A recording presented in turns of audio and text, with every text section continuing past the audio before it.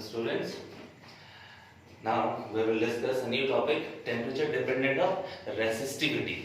जैसा पिछली वीडियो में देखा था आपने, टेम्परेचर रेसिस्टेंस का जिस तरह से डिपेंड करता था, ठीक उसी तरह से रेसिस्टिविटी पर भी डिपेंड करेगा। हाँ, तो टेम्परेचर डिपेंडेंट ऑफ रेसिस्टिविटी हम देखने वाले, ठीक है। तो क्या है, देखिए, टेम्परेचर डिपेंडेंट ऑफ रेसिस्टिविटी, और रेसिस्टिविटी को हम रो से डिनोट करते हैं। तो मान लेते हैं हमारा मटेरियल है, इसका अपना रेसिस्टिविटी रो1 है ना। मान लेते हैं पहला वाला इनिशियल टेम्परेचर T1 पर इनिशियल रेसिस्टिविटी रो1 है। आप जानते हो कि टेम्परेचर बढ़ाने पर रेसिस्टिविटी भी बदलता है। तो यहाँ मान लेते हैं कि टेम्परेचर कुछ बढ़ा और उस तरह से रेसिस्टिविटी रो2 हो गया, किस पर, T2 टेम्परेचर पर। और ध्यान रहे T2 जो है वो ग्रेटर है T1 से, ठीक है। यानी रेसिस्टिविटी वेरी करता है चेंज इन टेम्परेचर पर, T2 माइनस T1 पर, ठीक। तो रेसिस्टिविटी जो बदला है वो उनका चेंज किस पर डिपेंड करता है, दो फैक्टर्स पर, ठीक है। कि इनिशियल रेसिस्टिविटी इसकी कितनी है और इनके टेम्परेचर में डिफरेंस कितना है, फिर वही सेम मटेरियल है ना। तो रो1 मान लिए, लेट रो1 इक्वल टू रेसिस्टिविटी है ना। रो1 को मान लिए resistivity at initial temperature T1 और रो2 को क्या मान लिए, resistivity eight final temperature T2 है ना। तो ध्यान दीजिए कि चेंज इन रेसिस्टिविटी जो होगा है ना, चेंज इन रेसिस्टिविटी मतलब rho two minus rho one, change in resistivity is directly proportional to, दो फैक्टर्स पर डिपेंड करेंगे। तो इनिशियल रेसिस्टिविटी पर डिपेंड करेगा है ना, इनिशियल रेसिस्टिविटी पर डिपेंड करेगा। इनिशियल रेसिस्टिविटी रो1 है ना, दैट इज आप क्या लिख सकते हो, rho two minus rho one directly proportional है रो1 के, है ना। दूसरा फैक्टर क्या है, डायरेक्टली प्रोपोर्शनल किससे है, टेम्परेचर के डिफरेंस पर। इसका मतलब कि टेम्परेचर डिफरेंस पर, और टेम्परेचर डिफरेंस क्या बोल सकते हैं, T2 माइनस T1 है ना।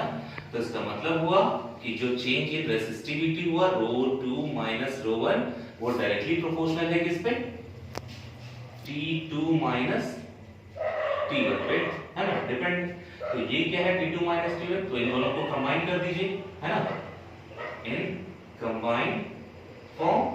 तो कंबाइंड फॉर्म में क्या हो जाएगा, रो2 माइनस रो1 प्रोपोर्शनल टू, ये हो जाएगा आपका फर्स्ट वाला रो1 पर फर्स्ट इनिशियल रेसिस्टिविटी और temperature difference T2 minus T1 पर। इसका मतलब यहाँ पर हो जाएगा रो2 माइनस रो1, और ये प्रोपोर्शनलिटी हट के एक कांस्टेंट मल्टीप्लाई होगा, और जो कांस्टेंट होगा वो भी अल्फा है ना।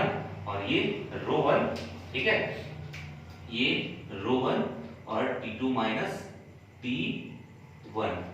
तो यही अल्फा जो है वो हमारा है, इसका नाम क्या है, देखिए, टेम्परेचर डिपेंडेंट ऑफ रेसिस्टिविटी। हाँ, ये कांस्टेंट है, इसको क्या बोलते हैं, टेम्परेचर कोएफिशिएंट ऑफ रेसिस्टिविटी, हाँ, ऑफ द मटेरियल, ठीक है।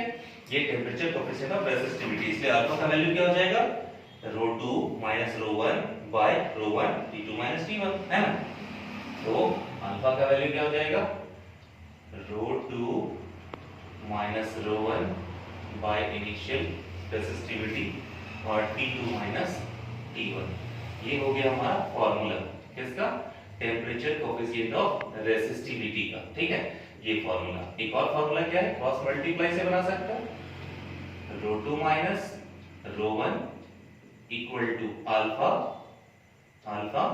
रो1 और T2 माइनस T1। फिर से T2 माइनस T1 को डेल्टा T लिख सकते हो आप, तो rho two minus rho one equal to alpha rho one delta T, और रो2 इक्वल टू क्या होगा, रो1 उधर ले गए तो प्लस में, plus alpha rho one delta T। तो रो1 कॉमन ले लेंगे तो दो बार यूज करने की जरूरत नहीं पड़ेगी, 1 प्लस अल्फा डेल्टा T। तो ये हो जाएगा रो2। तो इस फॉर्मूले को भी आप यूज कर सकते हो, ये दोनों फॉर्मूलाज है हमारा, है ना, अल्फा के रेस्पेक्ट में, ठीक है, अगर हमको रेसिस्टिविटी फाइंड करनी पड़े, ठीक। चलिए, अगर मैं फॉर कंडक्टर के केस में अगर मैं देखना चाहूं, फॉर कंडक्टर की रेजिस्टेंस या रेसिस्टिविटी और टेम्परेचर किस तरह से डिपेंडेंट है, तो याद रखिएगा कंडक्टर के केस में या तो मेटल बोल सकते हो, है ना, तो मोस्टली मेटल ही होता है। अल्फा जो है वो पॉजिटिव होता है, अल्फा पॉजिटिव, इसका मतलब ये T2 तो ऑलरेडी ग्रेटर है, तो ये रो2 माइनस रो1 भी पॉजिटिव होगा, ρ2 माइनस ρ1 भी पॉजिटिव होगा, इसका मतलब ρ2 ग्रेटर है, ρ2 ग्रेटर है ρ1 से। इसका मीनिंग क्या हो गया कि टेम्परेचर तो हम बढ़ाए थे, यहाँ टेम्परेचर तो बढ़ाए थे लेकिन रेसिस्टिविटी भी बढ़ गया। तो क्या लिखेंगे, hence resistivity increases with rise in temperature rise करने पे बढ़ गया। तो इसका मतलब दोनों डायरेक्टली प्रोपोर्शनल है कि अगर मैं इसको टेम्परेचर लेता हूं और इसको रेसिस्टिविटी लेता हूं तो ये कैसा आएगा, ऐसा। क्यों, क्योंकि रेसिस्टिविटी डायरेक्टली प्रोपोर्शनल हो गया टेम्परेचर के, है ना। सेकंड क्या देख रहे हैं, फॉर सेमीकंडक्टर। हाँ, अगर मैं सेमीकंडक्टर के केस में देखूं तो इसके लिए अल्फा जो है वो नेगेटिव होता है, तो ρ2 लेस देन हो गया ρ1 के, है ना। therefore ρ2 लेस देन ρ1, जब ρ2 छोटा यानी कम हो गया, इसका मतलब रेसिस्टिविटी कम हो गई होगी। तो क्या लिखेंगे, हेंस रेसिस्टिविटी